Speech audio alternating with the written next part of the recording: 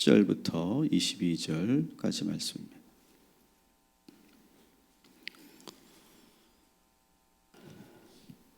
야곱은 지금 부모님의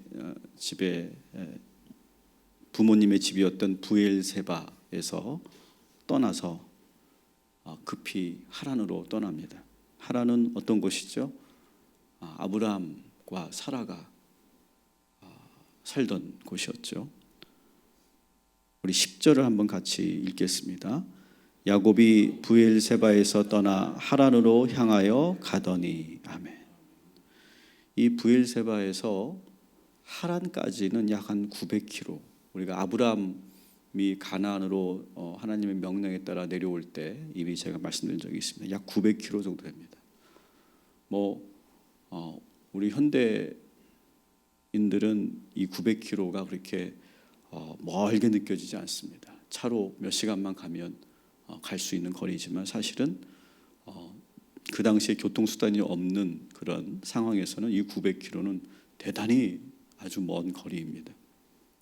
그러니까 얼마나 이 야곱이 무서웠으면 이렇게, 물론 아버지가 어머니가 가라고 했기 때문에 가는 것도 있지만 이 정도는 도망가야 형이 따라오지 못할 것이다.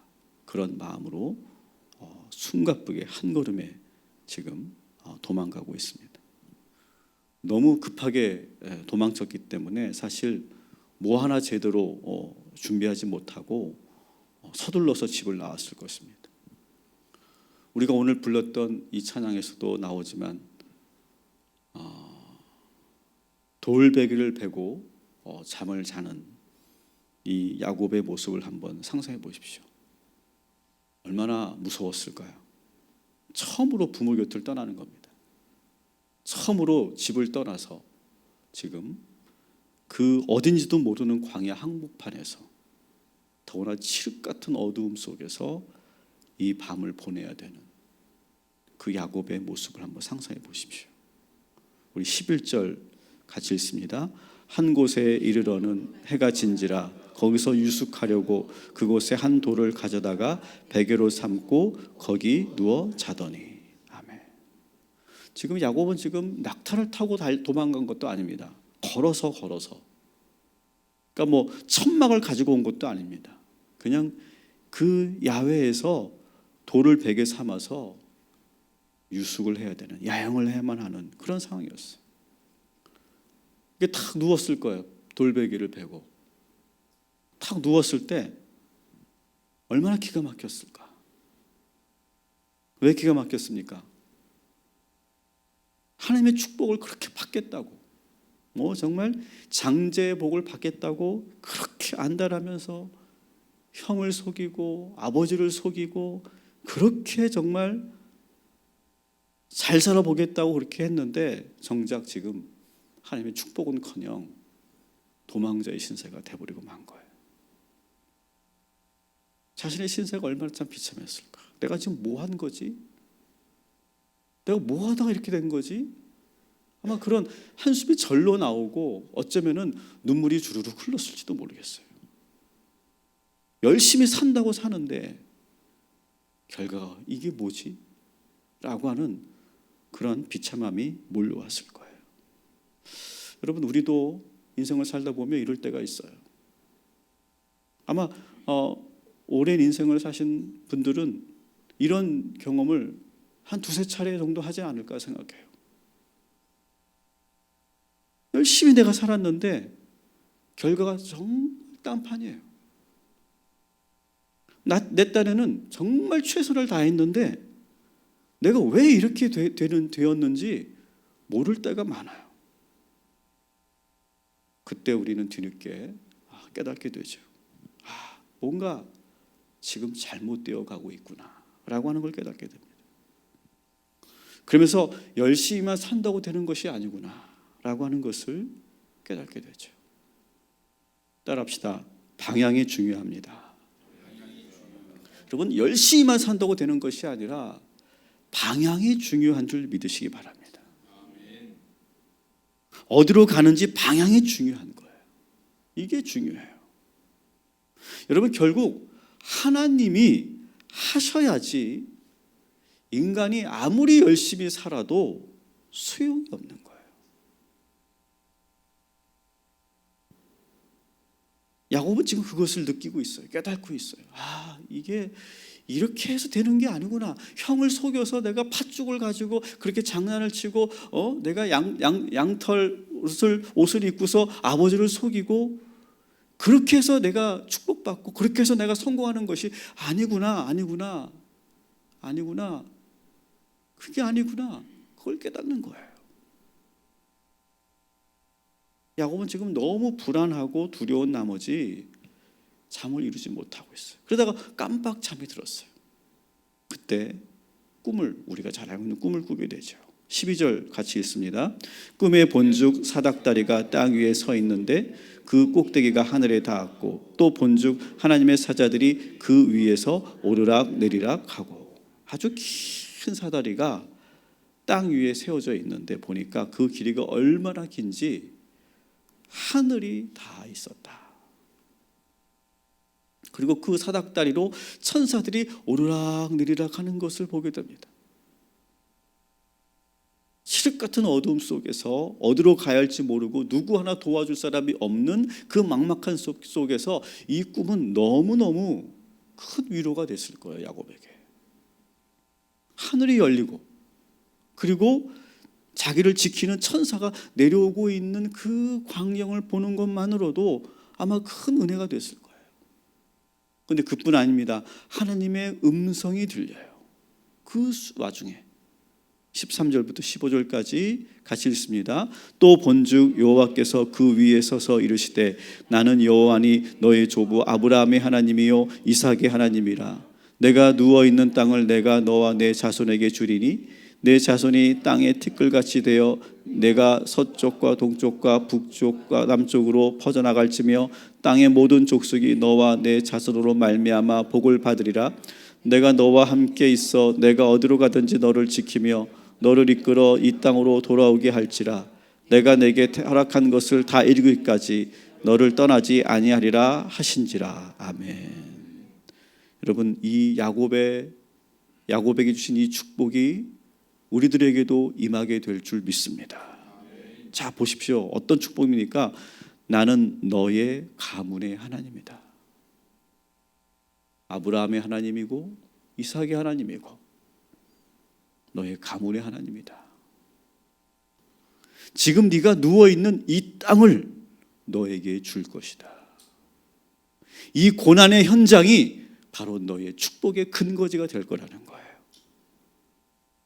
내 자손이 티끌같이 많게 그리고 동서남북으로 퍼져나가게 할 것이다. 지금 자기밖에 없거든요. 홀홀단신이거든요. 그런데 이 축복을 하십니다. 모든 족속이 너의 자손으로 말미암아 복을 받게 하겠다. 너의 가문이 너의 그 족속이 축복의 통로가 되게 하겠다. 네가 어디로 가든지 늘 함께 할 것이고 너를 늘 지킬 것이다. 너는 다시 이 땅으로 돌아올 것이다. 이 모든 것을 다 이루기까지 한순간도 너를 떠나지 아니할 것이다. 여러분, 이 축복, 야곱이 이 축복을 받으면서 얼마나 감격했을까요? 지금 야곱의 그 불안한 마음과 야곱의 그 두려움을 다 알고 계신 거예요. 그래서 거기에 대해서 하나님께서 축복으로 바꿔주시는 거예요. 여러분, 오늘 어떤 그런 염려와 불안을 가지고 여러분 기도하기 위해서 이 자리에 오셨습니까? 여러분, 우리 주님께서는 그 마음을 다 아시고 헤아리시고 거기에 상응하는, 거기에 대적할 수 있는 축복을 허락하여 주실 줄 믿습니다. 건강이 걱정되십니까? 하나님께서 건강을 주실 줄 믿습니다. 경제적으로 어려우십니까? 하나님께서 물질의 축복을 주실 줄 믿습니다. 여러분이 하고 있는 일이 잘 안 되고 계십니까? 결국 형통하게 될 줄 믿습니다. 여러분 외로우십니까? 하나님께서 함께 하실 것이고 떠나지 않을 것이고 좋은 사람들을 만나게 하여 주실 줄 믿습니다. 너무너무 이 야곱은 정말 어쩌면 내 마음을 이렇게 잘 알고 이렇게 축복하였을까 감격했어요. 따라합시다. 기도밖에 없습니다. 여러분, 이럴 때가 있죠. 기도밖에 없어요. 기도밖에 없어. 살면서 우리가 이런 일들 참 여러 번 경험하는 것 같아요. 아무리 내가 노력을 해도, 내가 아무리 내가 최선을 다해도 다 안 돼요, 안 돼요. 그러면 그때 그 순간 우리는 기도밖에 없구나. 내가 할 수 있는 것이 아무것도 없구나. 이제 이 기도밖에 없구나. 그럴 때가 있어요. 여러분, 그때가 축복의 시작인 줄 믿습니다. 세상 사람들 모두 떠나고 아무도 없을 때, 그때가 바로 기도하기에 딱 좋은 상황인 줄 믿습니다. 이럴 때 하나님은 반드시 우리에게 응답하여 주십니다. 급히 찾아오셔서 이 야곱을 흔드시고 야곱에게 꿈을 주시고 야곱에게 음성을 들려주시는 것처럼 급하게 우리에게 임하셔서 응답하여 주실 줄 믿습니다. 그래서 그 위기가 기회가 되고 그때 비로소 하나님을 온전하게 만나게 돼요. 저는 여러 차례 그런 경험을 했어요. 여러분도 마찬가지일 거예요. 여러분, 내가 정말 열심히 살아서 여러분 여기까지 오셨습니까? 아닙니다. 결국 기도밖에 없지 않았습니까? 하나님께서 인도하시지 않았습니까? 여러분, 하나님 우리가 언제 만날까요? 여러분, 하나님을 만나는 것은요, 이 고난과 시험 가운데 하나님을 만나는 거예요. 이런 체험이 없으면요, 하나님을 온전하게 만나지지가 않아요. 그래서 야곱과 같은 이 절망의 순간이 신앙적 관점에서 보면 은혜이고 축복인 줄 믿습니다. 여러분, 현재 여러분이 어떤 어려움과 시련 가운데 있다면, 시험 가운데 있다면 기뻐하시기 바랍니다. 저는 이 말씀을 묵상하면서 막 찬송가들이 막 오늘 이 말씀을 주면 찬송가 한 5곡 정도가 이렇게 막 떠오르더라고요. 내 기도하는 그 시간, 그때가 가장 귀하다. 기도밖에 없구나. 그걸 깨닫는 거예요. 세상 즐거움 다 버리고 세상 자랑 다 버렸다. 기도밖에 없구나. 여러분, 그때가 바로 내 주님을 가까이 하게 될 때인 줄 믿습니다. 그때 하나님의 축복이 임합니다. 오늘 이 밤도, 오늘 이 아침도 여러분들에게 그런 축복의 새벽이 될 줄 믿습니다. 야곱은 너무 놀라서 잠에서 깨죠. 16절 있습니다. 야곱이 잠에 깨어 이르되 여호와께서 과연 여기 계시거늘 내가 알지 못하였도다. 아멘. 이 꿈을 꾸기 전까지는 자기밖에 없다고 생각했어요. 아무도 없다고 생각했어요. 하나님은 부르지도 않았어요. 근데 확실하게 그것을 체험합니다. 하나님께서 지금 이 자리에 나와 함께 하신다. 여러분, 야곱은 모태신앙이죠. 그죠? 이 모태신앙들의 가장 큰 문제가 뭡니까? 하나님에 대해서 배웠어요. 들었어요. 할아버지에게 야, 하나님은 어떤 분이다. 아버지에게 하나님은 어떤 분이다. 성경을 읽어라. 기도해라. 가정예배 드리자. 너 교회 갔니 안 갔니? 너 성경을 좀 암송해 봐라. 모태신앙들 그런 거 어릴 때부터 많이 합니다. 그래서 하나님에 대해서는 알아요. 그런데 어떻게 됩니까? 하나님께서 당신을 소개하실 때 나는 너의 할아버지 하나님, 너의 아버지 하나님이다. 근데 비로소 이 모태신앙이었던 이 야곱이 어떻게 됩니까? 나의 하나님을 이 광야 항복판에서 만나게 돼요. 이전까지는 할아버지 하나님이고 아버지 하나님이었는데 이제부터는 나의 하나님이 되는 거예요. 여러분은 언제 나의 하나님을 만나셨습니까?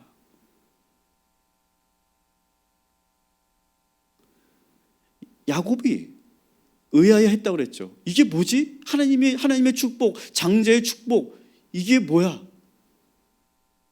나에게 축복을 주신다면 왜 이런 일이 일어나? 이렇게 이 야곱이 의아해하고 그리고 의심하고 있었을 때 하나님이 정말 주시려고 했던 축복은 뭡니까? 하나님을 만나서 나의 하나님이라고 고백하게 하는 축복을 야곱에게 주신 줄 믿습니다. 여러분, 오늘도 나의 하나님, 누구누구의 하나님이 아니라 나의 하나님을 만나게 되기를 주님의 이름으로 축원합니다.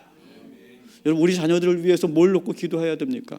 우리들이 우리 자녀들을 신앙적으로 양육하기 위해서 너 교회 다녀라, 기도해라, 성경 읽어라, 하나님은 이런 분이다, 이렇게 살아야 된다, 이렇게 신앙생활 해야 된다, 우리가 자꾸 가르치는데 여러분, 그것이 아이들에게 그것이 어느 정도는 들어가지만 나의 하나님을 만나기 전까지는 그 신앙이 깊어질 수가 없어요. 여러분, 오늘 이 시간 우리 자녀들이 나의 하나님, 나의 하나님을 부르면서 기도하는 그날이 오기를 여러분 기도해 주시기를 주님의 이름으로 축원합니다.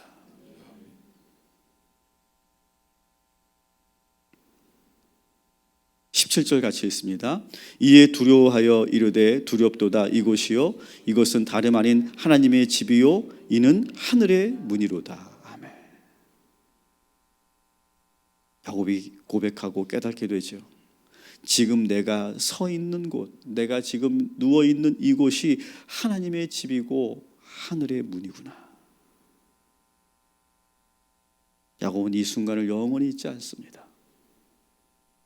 내가 가는 그 어디나 하나님이 계시는구나.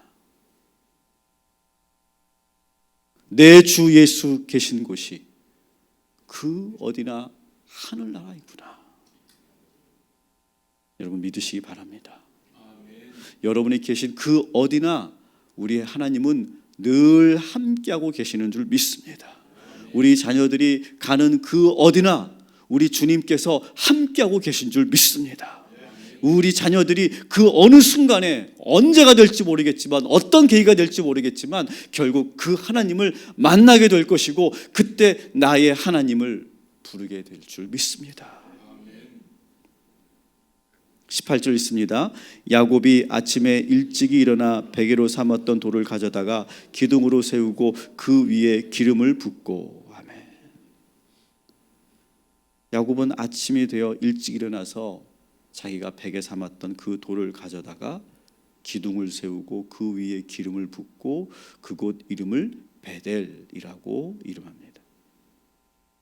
이 행위는 여러 의미가 여기 함축되어 있을 거예요. 하나님께 제단을 쌓고 예배를 드렸던, 여러분 이 베델이 어떤 곳입니까?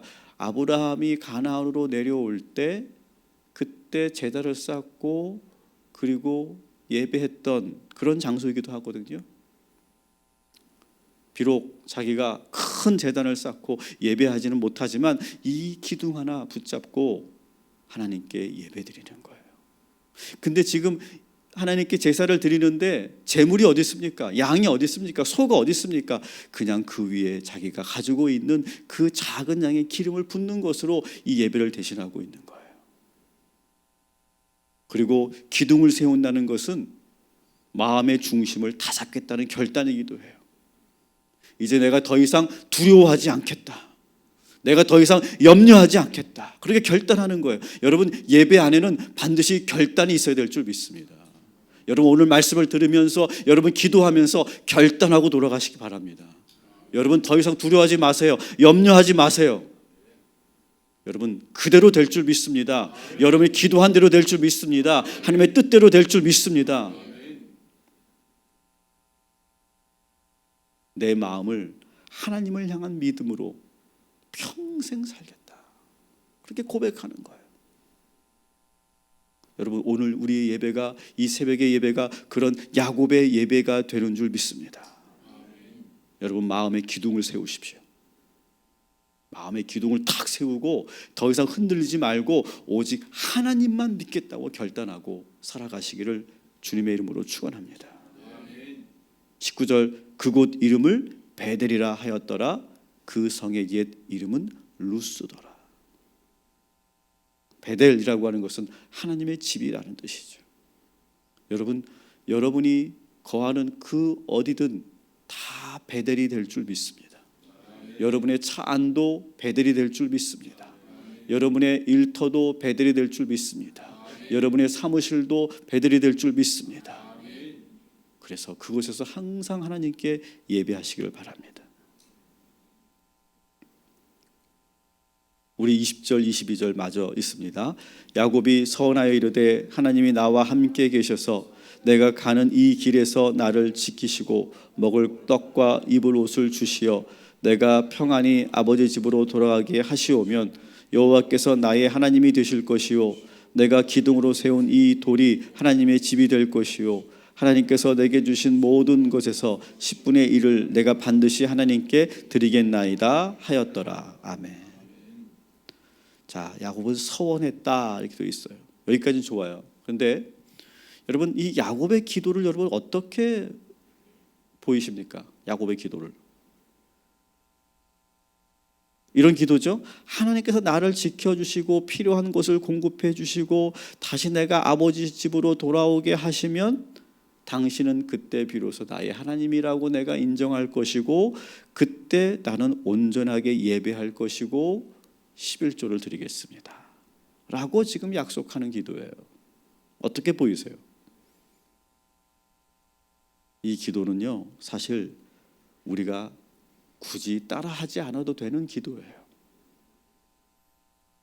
조건부적인 타협적인 그런 기도이죠. 당신이 나에게 무엇을 나에게 주시면 나도 그에 상응하는 무슨 일을 하겠습니다라고 하는 기도죠. 여러분 우리가 이런 기도할 때가 참 많죠. 하나님께서 나에게 이런 축복을 주시면 제가 이렇게 하겠습니다. 여러분 이미 지금 하나님께서는 야곱에게 뭐라고 하십니까? 내가 너를 축복하겠다.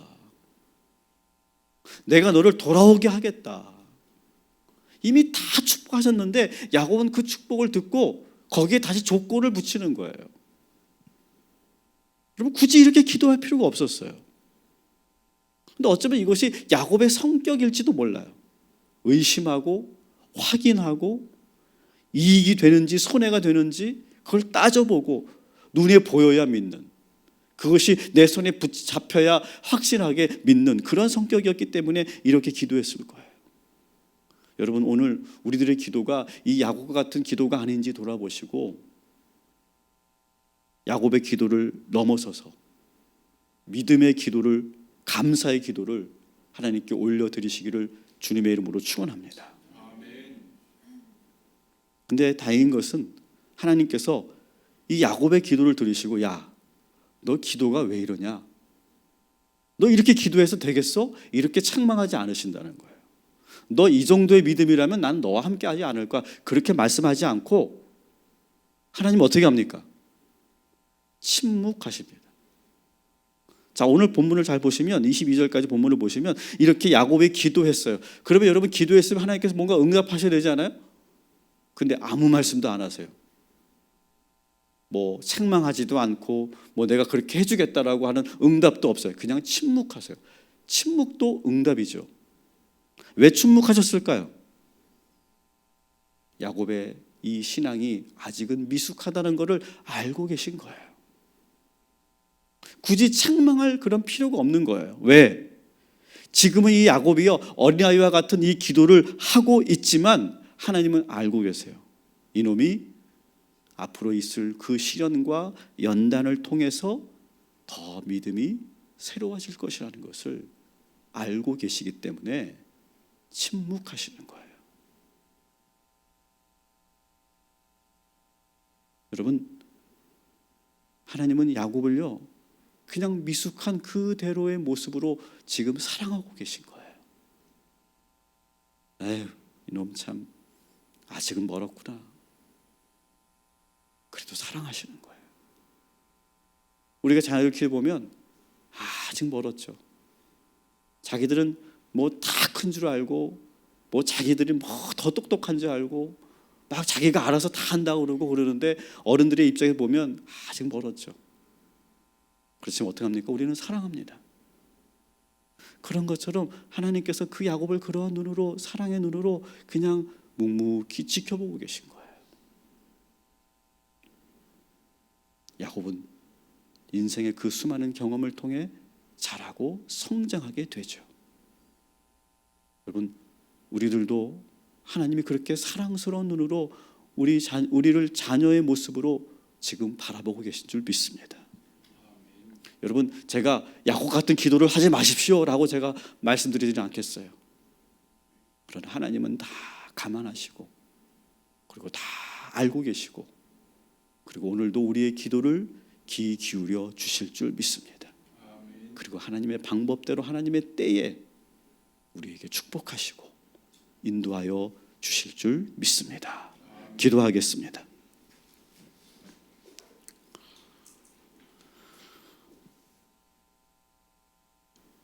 야곱은 놀라운 체험을 합니다. 돌베개를 베고 광야 한복판에서 잠을 청해야 하는 그 비참한 순간 속에서 하나님을 만나게 됩니다.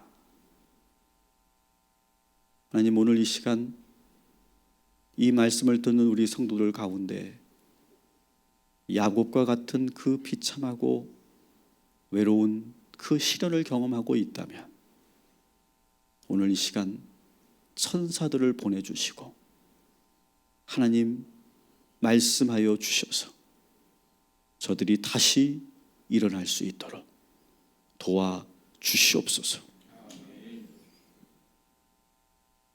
내가 너와 영원히 함께하겠다.